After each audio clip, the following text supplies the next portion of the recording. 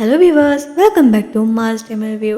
நீங்கள் இமேஜின் பண்ணி பாருங்கள், ஒரு நாள் மார்னிங்கில் நீங்கள் எப்பயும் போல் எழுந்திருக்கிறீங்க. ஆனால் உங்கள் நேம், உங்கள் ஃபேமிலி கடந்த 6 மாதங்களாக என்ன நடந்துச்சுன்னு கூட உங்கள் ஞாபகத்தில் இல்லை. இது கேட்குறதுக்கே ரொம்ப ஸ்கேரியாக இருக்குது இல்லை? பட் இது ஒரு ஃபிக்ஷன் இல்லை, இது ரியல் லைஃப்பில் நடந்திருக்கு. அந்த ரியல் லைஃப் கேஸை பற்றி தான் நாம் இன்றைக்கி ஃபுல்லாக ஸ்டடி பண்ண போகிறோம். ஸோ வாங்க வீடியோக்குள்ளே போகலாம். ஆன்சல் போர்னேன்னு சொல்லக்கூடியவர் 1800களில் அமெரிக்காவில் இருக்கிற ஒரு கிறிஸ்துவ போதகராக இருந்திருக்காரு. விடுற லைஃப் எப்பயும் போல் ரொம்ப காமாக ஸ்மூத்தாக அவரோட வேலை, அவரோட பர்சனல் லைஃப்னு தான் போய்கிட்டு இருந்திருக்கு. அதுக்கப்புறமா 1887 ஜனவரி 17 அவர் ரொடே ஐலாண்டில் இருந்து பென்சில்வேனியாவுக்கு ட்ராவல் பண்ணணும்னு பிளான் பண்ணுறாரு. ஜஸ்ட் ஆஸ் யூஷுவல் நார்மலான ஒரு ட்ரெயின் எடுத்து போகிறாரு. ஆனால் அதுக்கப்புறமா அவர் காணாமல் போயிடுறாரு. அந்த தினத்திலிருந்து அவங்களோட ஃபேமிலி அவரை தேடுறாங்க. 2 வீக்ஸாக அவங்கள பற்றி எந்த டீட்டெயில்ஸுமே அவங்களோட ஃபேமிலிக்கு கிடைக்கப்படலை. ஃபேமிலியும் ரொம்பவே ஆழ்ந்த கவலையில் இருக்காங்க. அது மட்டும் இல்லாமல் போலீஸும் ஃபுல்லாக சர்ச் பண்ணி கொண்டு இருக்காங்க. ஆனால் இவர் பற்றின எந்த விதமான ட்ரேஸுமே அவங்களுக்கு கிடைக்கல. அதுக்கப்புறமா February 14 ஒருத்தர் பென்சில்வேனியாவில் ஒரு போலீஸ் ஸ்டேஷனுக்கு போய் சொல்கிறாரு, எனக்கு என்ன நடந்துச்சுன்னே தெரியலை, நான் யாருன்னு கூட எனக்கு புரியலை, எனக்கு ஹெல்ப் பண்ணுங்கன்னு சொல்லி கேட்டிருக்காங்க. ஸோ அங்கே இருந்த போலீஸும் இவருக்கு ஹெல்ப் பண்ணுறதுக்காக இன்வெஸ்டிகேஷனை ஸ்டார்ட் பண்ணுறாங்க. அப்புறம் தான் அவங்களுக்கே ஒரு விஷயம் ரிவீல் ஆகுது. அதுதான் 1887 ஜனவரி 17 காணாம போன ஆன்சல் போர்னேன்னு சொல்லக்கூடியவர் தான் இவர்னு சொல்லி. அவர் இந்த 2 வீக்ஸாக ஃபுல்லாக ஒரு நியூ ஐடென்டிட்டியில் தான் இருந்திருக்காரு. அவரோட பேர் கூட சேஞ்ச் ஆகியிருக்கு. என்ன பேர்னா ஏஎல் ப்ரவுன்னு சொல்லி ஒரு ஸ்டேஷனரி கடை ஓப்பன் பண்ணி அந்த ஷாப்பை ரன் பண்ணிக்கிட்டு இருந்திருக்காரு. அது மட்டும் இல்லாமல் அங்கே இருந்த மக்கள்கிட்டே ரொம்ப ஃப்ரெண்ட்லியாக பேசிக்கிட்டு இருந்திருக்காரு. எதுவுமே நடக்காத மாதிரி. இந்த கேஸை பார்த்த டாக்டர்ஸும் ரொம்பவே ஷாக் ஆயிட்டாங்க. அதுக்கப்புறமா இது ஸ்டடி பண்ணதுல இது என்ன டிஸார்டராக இருக்குன்னு சொல்லி அவங்க ஐடென்டிஃபை பண்ண தொடங்குறாங்க. அவங்க ஐடென்டிஃபை பண்ண டிஸார்டர் என்னன்னா, இது டிசோசியேட்டிவ் ஃபியூக்னு சொல்லக்கூடிய ஒரு டிஸார்டர்னு அவங்க கண்டுபிடிக்கிறாங்க.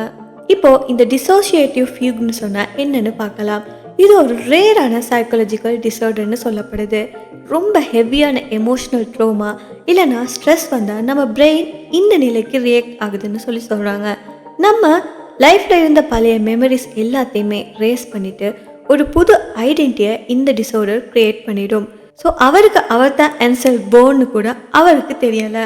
அவர் ப்ரவுன்னு அவர் பேரை நினச்சிக்கிட்டு புது லைஃப்பை அவர் ஸ்டார்ட் பண்ணியிருக்காரு.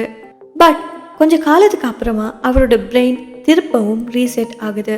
அதுக்கப்புறமா அவரோட ஒரிஜினல் மெமரி திரும்பவும் வருது. அந்த நேரத்தில் என்ன நடக்குன்னா, அவரோட பழைய கேரக்டர், அதாவது அவர் ப்ரௌனாக இருந்த டைமை அவர் டோட்டலாக மறந்துடுவார். கேட்குறதுக்கே இது ரொம்ப ஸ்கேரியாக இருக்குது இல்லை? இந்த கேஸை பற்றி சைக்காலஜிஸ்டான வில்லியம் ஜேம்ஸ், அது மட்டும் இல்லாமல் சிக்மண்ட் ஃப்ரெட் இவங்க எல்லாம் டீப்பாக ஸ்டடி பண்ணியிருக்காங்க. ஏன்னா இது மைண்ட் பவரோட மிஸ்டீரியஸ் லெவலாக இருக்குது. இதை மாதிரி இன்னும் சிமிலரான கேசஸும் இருந்திருக்கு. 2005 யூகேல ஒரு பீச்சில் ஒருத்தர் நடந்துக்கிட்டு வந்திருக்காரு. அவர் ரொம்ப சைலண்டாக ரொம்ப பயந்துக்கிட்டு எதுவுமே பேசாமல் வந்திருக்காரு. அவரோட வாயிலிருந்து ஒரு வார்த்தை கூட வெளியே வருதில்லை. ஸோ அங்குள்ள டாக்டர் என்ன ட்ரை பண்ணுறாருன்னா, இவர் யார், இவர் எங்கிருந்து வந்திருக்காரு, இவரோட ப்ரொஃபஷன் என்னன்னு சொல்லி டீட்டெயில்ஸை எடுத்துக்கொள்ள ட்ரை பண்ணுறாங்க. பட் இவங்களால் ஒன்றுமே ட்ரேஸ் பண்ண முடியலை. அவருக்கான எந்த ஐடி நம்பருமே இல்லை. அது மட்டும் இல்லாமல் எந்த மெமரியுமே இல்லை. ஒரு க்ளூ கூட அவங்களுக்கு கிடைக்கல. அதுக்கப்புறமா கொஞ்ச நாட்கள் கழிச்சு தான் அந்த டாக்டர்ஸ்க்கே தெரிய வந்திருக்கு, அவர் ஒரு மென்டல் ட்ரோமாவால் அவரோட மொத்த மெமரியும் லாஸ் ஆகி இருக்குன்னு சொல்லி. அவருக்கு அவரோட பாஸ்ட் லைஃப்பை பற்றி எந்த விதமான மெமரியுமே இல்லை. பட் அதை விட ஷாக்கிங்கான விஷயம் என்னன்னு தெரியுமா? கொஞ்சம் வீக்ஸ் அப்புறமா இவர் ஒரு கிராண்ட் பியானோ கிட்ட வச்சு ஒரு காம்ப்ளெக்ஸான பியானோ மியூசிக்கை வாசிச்சிருக்காரு. அதுக்கப்புறமா மீடியாவில் அவரை பியானோ மேன்னு சொல்லி பேர் வச்சுட்டாங்க. இந்த முழு இன்சிடென்ட்ஸுமே ஒரு ப்ரூஃபை தான் நமக்கு காட்டுது, நம்ம பிரெயின் எவ்வளோ மிஸ்டீரியஸ், எவ்வளோ பவர்ஃபுல் அண்ட் எவ்வளோ டேஞ்சரஸ்னு சொல்லி. நம்ம பிரெயினில் ஒரு ட்ரோமா இருந்தால் டோட்டல் மெமரியுமே அழிஞ்சு போகலாம். ஆனால் நமக்குள்ளே இருக்கிற டீப்பில் இருக்கிற ஸ்கில்ஸ் எல்லாம் இந்த மாதிரி சேவ் பண்ணியும் இருக்கலாம். நம்ம முழு வாழ்க்கையோடையும் பேஸாக இருக்கிறது என்னென்னா நம்ம மைண்டும் நம்ம மெமரியும். பட் எக்ஸ்ட்ரீம் மென்டல் ஸ்ட்ரெஸ் வந்தால் பிரெயின் நம்ம ஐடென்டிட்டியை கூட ரீசெட் பண்ணிடும். ஸோ ஹெல்த்னு சொல்கிறப்ப ஜஸ்ட் ஃபிசிக்கல் மட்டும் இல்லை, மென்டல் ஹெல்த்தும் ரொம்ப இம்பார்ட்டண்ட்டாக இருக்குது. ஸோ இந்த வீடியோ உங்களுக்கு யூஸ்ஃபுல்லாக இருந்தால் மறக்காம இந்த வீடியோவை லைக் பண்ணி உங்கள் ஃப்ரெண்ட்ஸ் கூட ஷேர் பண்ணுங்கள். அது மட்டும் இல்லாமல் நம்ம சேனலை சப்ஸ்கிரைப் பண்ணி பக்கத்தில் இருக்க பெல் ஐக்கானையும் கிளிக் பண்ணிக்கோங்க. இன்னும் ஒரு இன்ட்ரெஸ்டிங்கான வீடியோவில் நான் உங்களை அடுத்து சந்திக்கிறேன். Until then, stay curious, stay safe.